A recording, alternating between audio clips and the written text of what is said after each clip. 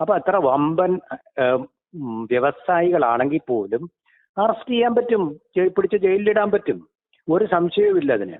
എന്ന് പറയുന്നത് പോലെ ഇവിടെയും ഈ അന്വേഷണത്തിന്റെ ഫലമായിട്ട് കുറ്റം ചെയ്തിട്ടുണ്ടെങ്കിൽ എന്നുള്ള അടിവരയിട്ട് ഊന്നി പറയുകയാണ്, തീർച്ചയായിട്ടും അതിന് ശിക്ഷയുണ്ടാവും.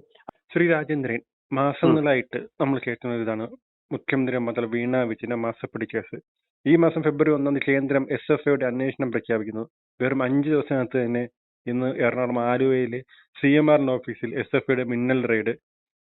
ഇത്രയും വളരെ വേഗത്തിൽ അന്വേഷണം നടത്തിയിട്ട് എന്താണ് മുഖ്യമന്ത്രിയുടെ കയ്യിൽ വിലങ്ങ് എണീക്കാനോ അതോ വീണ വിജയനെ വനിതാ ജയിലിൽ പ്രവേശിപ്പിക്കാനാണോ? ഇത് രണ്ടും സംഭവിച്ചുകൂടാ എന്നില്ല, നമുക്ക് തള്ളിക്കളയാൻ പറ്റില്ല. കാരണം കള്ളമുള്ളത് കൊണ്ടാണല്ലോ, തെളിവുകളുടെ ഉണ്ടെങ്കിൽ മാത്രമേ അറസ്റ്റ് ചെയ്യാൻ പറ്റുകയുള്ളൂ.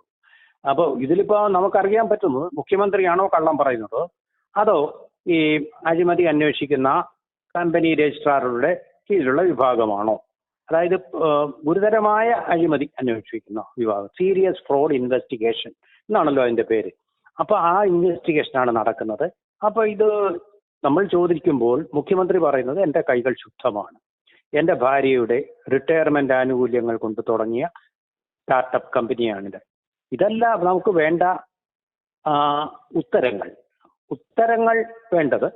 എന്തിനു വേണ്ടി 1.73 കോടി രൂപ CMRL ഈ കുട്ടിക്ക് കൊടുത്തു, ഈ സ്ഥാപനം എക്സാലോജിക് എന്ന ഈ സ്ഥാപനത്തിന് കൊടുത്തു? അതിന്റെ ഉത്തരം പാർട്ടിക്കാരോ MLA മാരോ മന്ത്രിമാരോ മുഖ്യമന്ത്രിയോ ഇതുവരെ നൽകിയിട്ടില്ല. പക്ഷേ SFIയോ അത് കണ്ടെത്തും. അതിന്റെ ഉത്തരം തേടലാണ് ഇപ്പോൾ CMRL നടക്കുന്നത്. CMRL അത് പറയേണ്ടി വരും. എന്തെന്ന് വെച്ചാൽ കമ്പനി ആക്ടിന്റെ കീഴിലേ ഇന്ത്യയിൽ കമ്പനികൾക്ക് പ്രവർത്തിക്കാൻ പറ്റും.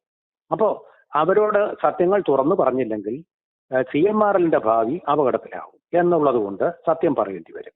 മുഖ്യമന്ത്രിക്ക് വേണ്ടി ഒരു കമ്പനി സ്വന്തം അസ്തിത്വം എന്തായാലും ബലി കഴിക്കുകയില്ലല്ലോ, നിലനിൽപ്പ് തന്നെ അപകടത്തിലാവും. അങ്ങനെയാണല്ലോ നമ്മളിപ്പോ കണ്ട വിജയ് മാലിയെ പോലുള്ള പ്രഗത്ഭന്മാര് ഒക്കെ എത്രയോ പേര് വിദേശങ്ങളിൽ ഇപ്പോ അറസ്റ്റിനും അതുപോലെ തന്നെ അവിടുത്തെ കോടതിക്കും ഇടയിലായിട്ട് കഴിയുന്നുണ്ട്.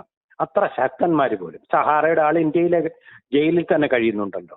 അപ്പൊ അത്ര വമ്പൻ വ്യവസായികളാണെങ്കിൽ പോലും അറസ്റ്റ് ചെയ്യാൻ പറ്റും, പിടിച്ച് ജയിലിലിടാൻ പറ്റും, ഒരു സംശയവുമില്ല അതിന്.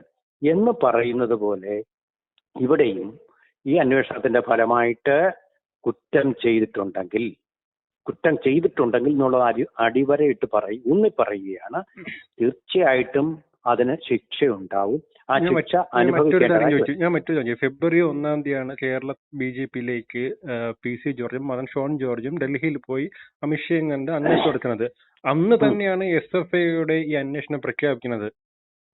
വെറും 5 ദിവസത്തിനകത്ത് അന്വേഷണം കേന്ദ്ര ഏജൻസി കേരളത്തിൽ വരുന്നു. ഇതിന്റെ പിന്നിൽ BJP കേരള തടവും കേന്ദ്ര തടവും ഒരു കളി കളിക്കുകയില്ല. എങ്ങനെ ഈ സർക്കാരിനെ പൂട്ടിക്കണം, കേരളത്തിൽ BJP സീറ്റ് പിടിക്കണം. അതിപ്പോ നമുക്കറിയാമല്ലോ. ഇപ്പൊ അന്വേഷണം നടത്തുകയല്ലേ, ഞങ്ങൾ അന്വേഷണം നടത്തും എന്ന് പറഞ്ഞ് മാറ്റിവെക്കുമല്ലോ. ഉടനടി അന്വേഷണമല്ലേ. ആ അന്വേഷണം നടത്തുമ്പോൾ അതിന്റെ തെളിവുകൾ എന്താണെന്നുള്ളത് തീർച്ചയായിട്ടും കോടതിയിൽ അറിയിക്കേണ്ടി വരുമല്ലോ. അപ്പൊ അറിയിക്കുമ്പോൾ അതിന്റെ സത്യം പുറത്തു വരില്ലേ?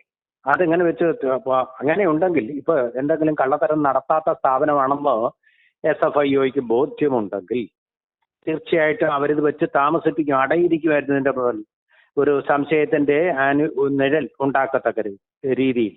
അങ്ങനെയല്ല ഇപ്പൊ ചെയ്തിരിക്കുന്നത്. ഉടനടി നടപടിയിലേക്ക് വരിക. അവിടെ വന്ന് അന്വേഷണം നടത്തി എന്തിനാണെന്നുള്ളത് കമ്പനിയെ ബോധ്യപ്പെടുത്തേണ്ടി വരും. അതുപോലെ തന്നെ കമ്പനി പരാതി കൊടുത്താൽ കോടതിയെ ബോധ്യപ്പെടുത്തേണ്ടതായിട്ട് വരും. ഉത്തരവാദിത്തമുള്ള ജോലിയാണ് ചെയ്തിരിക്കുന്നത്. 5 ദിവസം എന്നുള്ളത് ആ കമ്പനിയുടെ പ്രൊഫഷണൽ രീതിയാണ്. അപ്പൊ വ്യക്തമായിട്ടുള്ള തെളിവില്ലാതെ ഇതിനൊന്നും ഇറങ്ങി പുറപ്പെടുകയില്ല. അല്ലെങ്കിൽ ഗവൺമെന്റിനോട് സമാധാനം പറയുന്നത്, നിങ്ങൾ തെളിവില്ലാതെ എന്തിനു പോയി ഇത്രയും TA നവകേരള സദസ്സിന് പോകുന്ന പോലെ ചുമ്മാ TA എഴുതിയെടുക്കാൻ പറ്റില്ലല്ലോ ഇവർക്ക്. ആവശ്യമില്ലാത്ത ലോക്കൽ സ്റ്റാൻഡി ഇല്ലാത്ത ഒരു കേസിന് വേണ്ടിയിട്ട് എന്തിനു നിങ്ങൾ അന്വേഷിക്കാൻ കേരളം വരെ പോയി?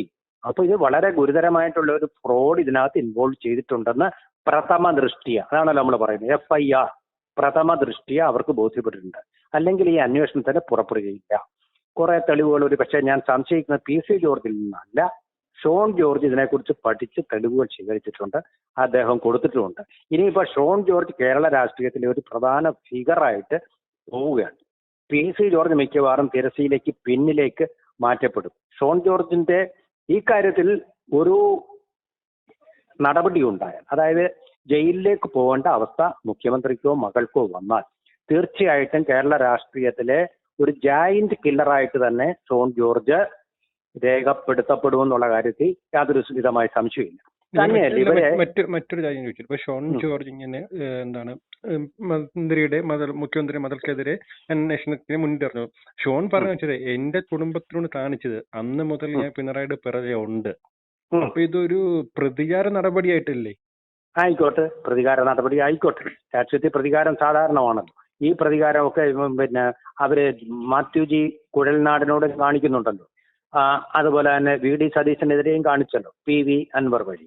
ധാരാളം ഉണ്ട്. അച്യുതാനന്ദനെതിരെ വരെ ചെയ്തു. ഷോൺ ജോർജിന് പ്രതീക്ഷിക്കാം ഒരു പണി പിണറായിയുടെ സൈഡിൽ നിന്ന്.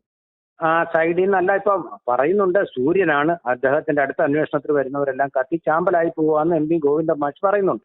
ഈ പറഞ്ഞ പോലെ നമ്മൾ ഉരുട്ടിക്കൊണ്ടുവന്ന ലാവ്ലിൻ കേസാകട്ടെ, സ്വർണ്ണക്കടത്ത് കേസാകട്ടെ, അല്ലെങ്കിൽ ഭവന നിർമ്മാണ കേസ് തൃശ്ശൂരിലേതാകട്ടെ, എല്ലാം മുഖ്യമന്ത്രിയുടെ അടുത്ത് ചെല്ലുന്നതിന് മുമ്പേ ഈ ബ്രഹ്മാസ്ത്രങ്ങളും ഒക്കെ വരുണാസ്ത്രത്തിന് മുമ്പിൽ തകർന്നു പോകുന്ന പോലെ തകർന്നു പോയിട്ടേ ഉള്ളൂ എന്ന് മുഖ്യമന്ത്രി അവകാശപ്പെടുന്നത് തെറ്റില്ല. പക്ഷെ ഈ കേസിൽ എന്തായി തീരും നമുക്കിപ്പോ ഒരു പക്ഷവും പറയാൻ പറ്റില്ല. ആ അന്വേഷണത്തിന്റെ തെളിവുകൾ നമുക്ക് കിട്ടിയെങ്കിൽ മാത്രമേ എന്തെങ്കിലും പറയാൻ പറ്റൂ.